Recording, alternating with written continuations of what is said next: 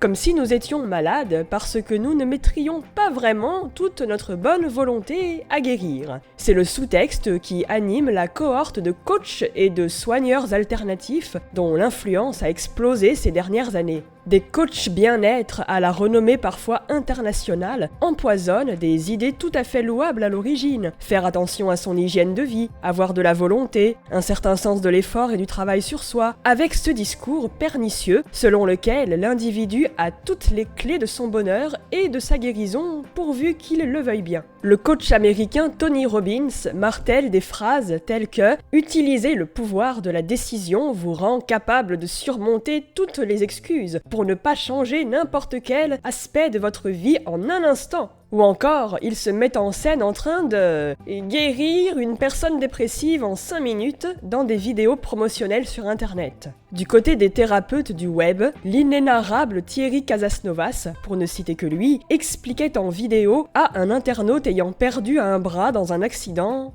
Effectivement, j'ai envie de voir des recréations de bras.